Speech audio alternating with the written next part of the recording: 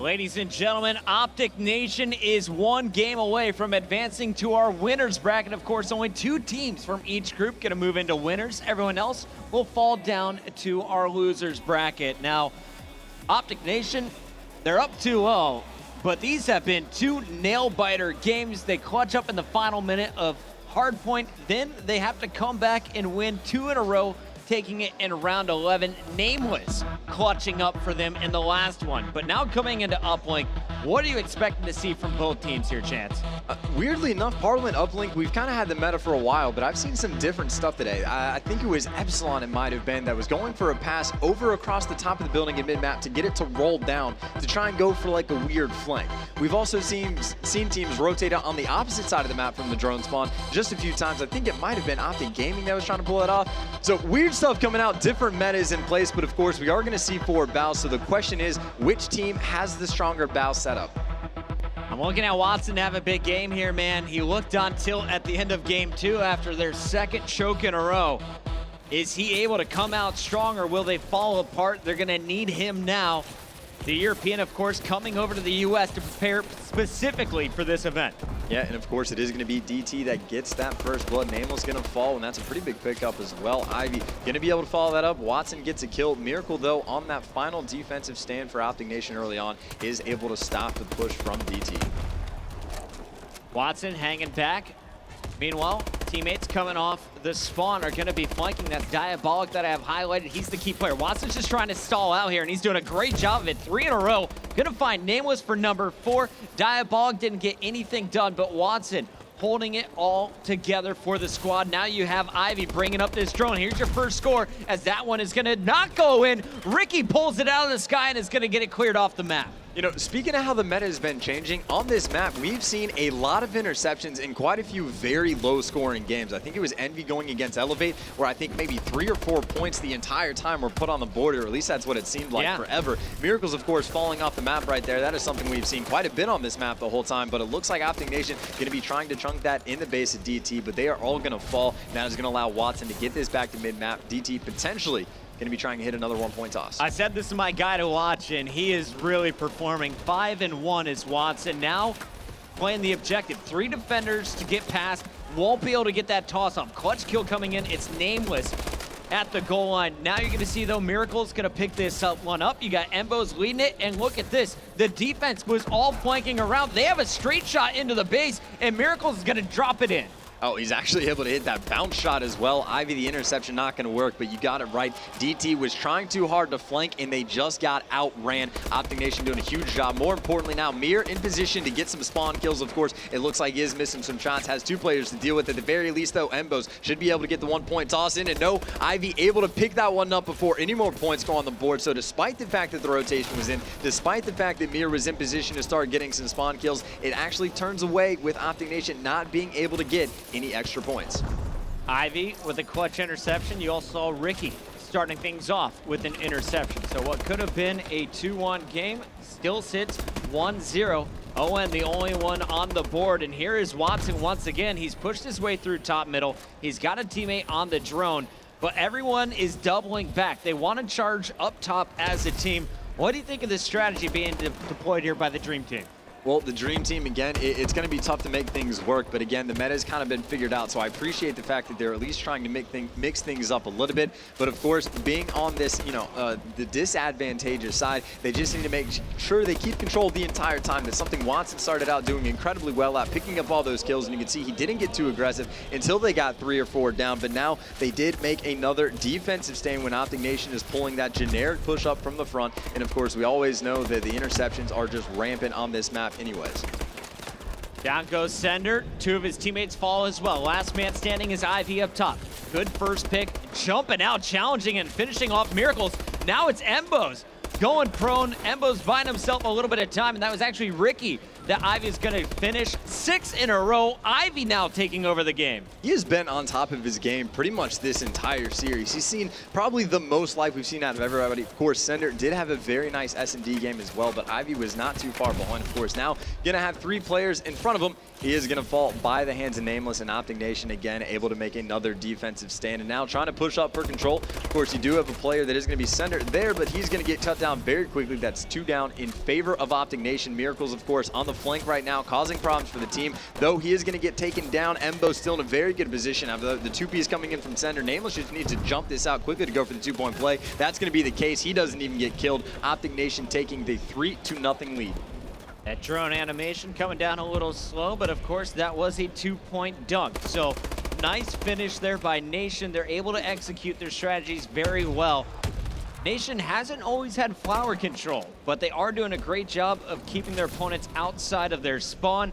Embo's trying to move up top. Big one-on-one versus Watson. Wins the first one. Turning now, runs out of bullets. It's Ivy still causing problems. 15-9. He's slaying great. You get a little bit more out of Watson at this point. You have some points on the board.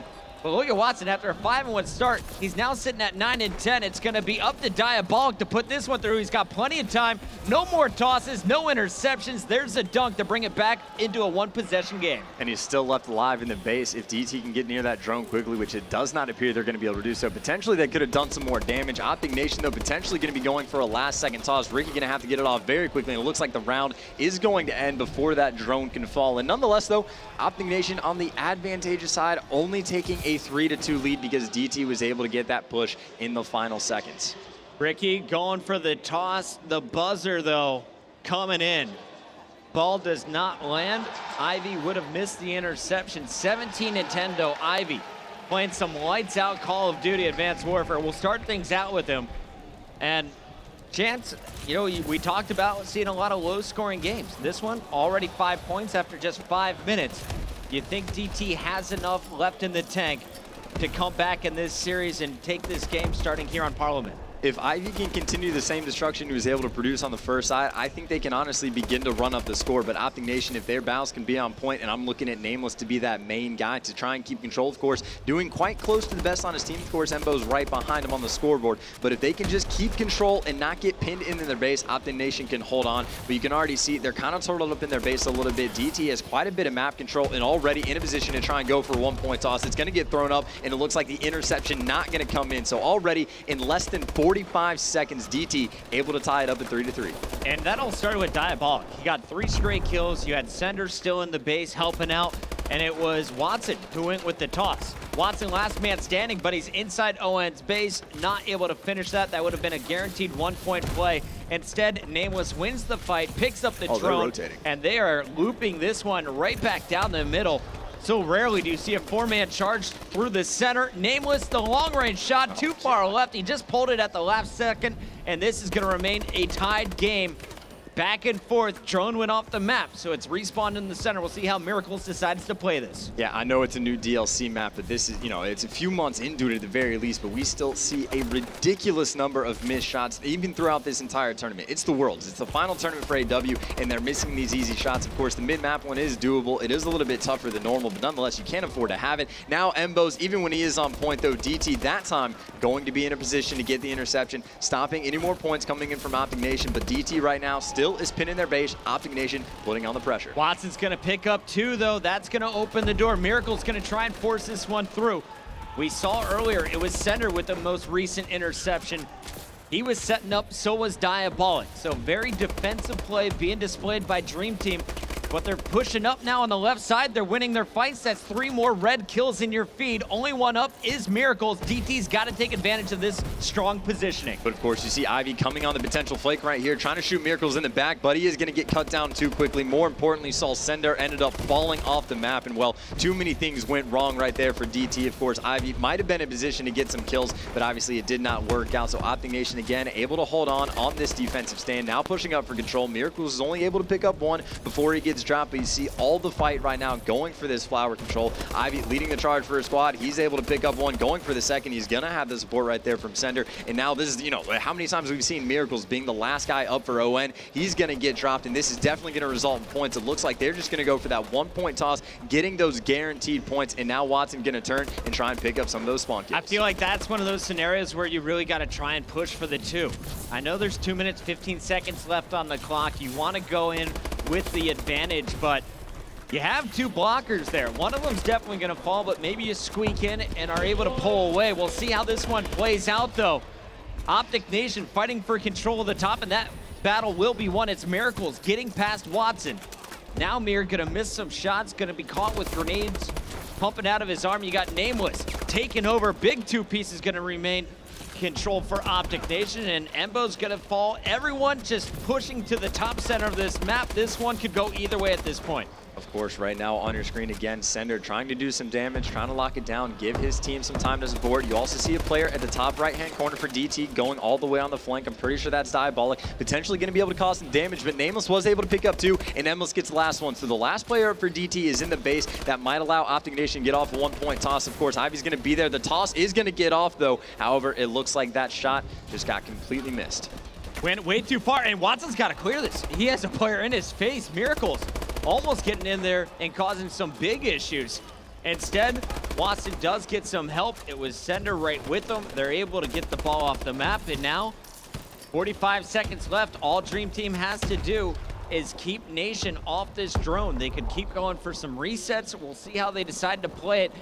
Little risky play coming through. You're going to send Ivy on the flank, but strong ARs at the top are keeping ON at a distance. You know, we don't see 15s get hit a lot of the time, but something we saw Apathy for TK do earlier was pick it up and just throw it in a corner. And it looks like that might be the attempt right there. There you see that exact same strategy. Gets tossed off the map, actually, but still, Optic Nation has a bit of time to work with. That drone getting a reset just in a few seconds, but it's going to be one final push for them. They're going to have to get all the spawn kills. They have players pushed up very aggressively. They're going to have to get some passes in or just tied up. Nameless, the pressure is in his hands. He's going to have players in front of him, and that two-piece right there from Diabolic going to be able to shut it down, and DT able to hold on in the end. They were down by one going into the better side. They were able to score within the first 45 seconds, and for the most part, outside of two instances, they were in control for the entire second side.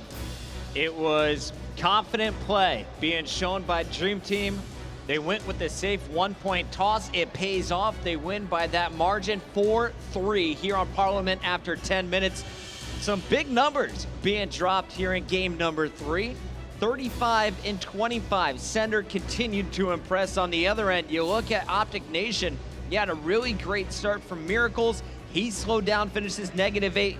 Ricky finishes -12.